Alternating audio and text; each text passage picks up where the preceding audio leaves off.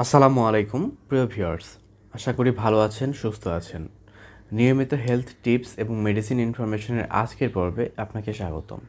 আজকে আমরা যে প্রোডাক্টটি নিয়ে কথা বলবো তার নাম মাইক্রোজেস্ট।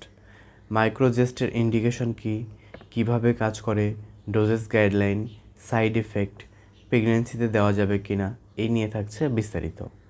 ভিডিওটি শুরু করার আগে আপনার কাছে ছোট্ট একটি রিকোয়েস্ট, আপনি যদি এই চ্যানেলে নতুন হয়ে থাকেন এবং কোন মেডিসিন কিভাবে কাজ করে জানতে আগ্রহী হন, তাহলে চ্যানেলটি সাবস্ক্রাইব করে পাশে থাকবেন।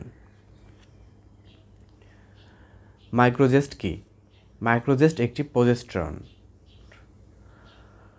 এটি সাধারণত মহিলাদের হরমোনাল ইমব্যালেন্স, গর্ভধারণের সমস্যা, মাসিকের সমস্যা ইত্যাদি ক্ষেত্রে ব্যবহৃত হয়।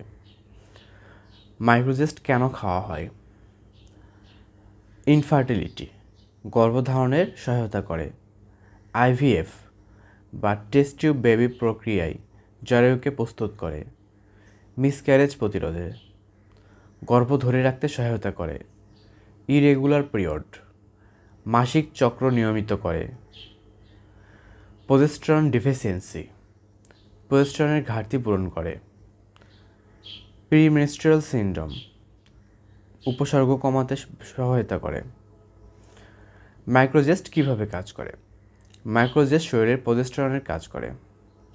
এই হরমোন জরায়ুর লাইনে এন্ডোমেট্রিয়াম বৃদ্ধি ঘটায়, যার ফলে ভ্রূণ সহজে আটকায় এবং গর্ভধারণ টিকিয়ে রাখা যায়।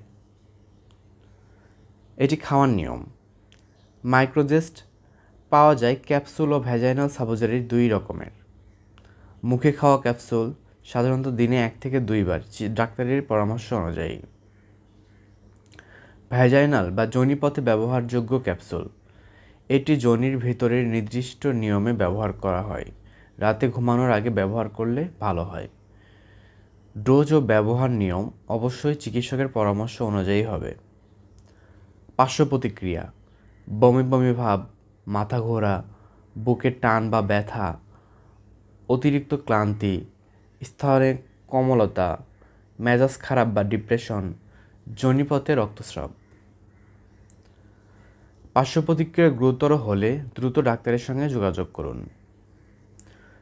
বিশেষ সতর্কতা: গর্ভ অবস্থায় এবং স্তন্যদানরত অবস্থায় ব্যবহার করলে অবশ্যই চিকিৎসকের পরামর্শ নিতে হবে।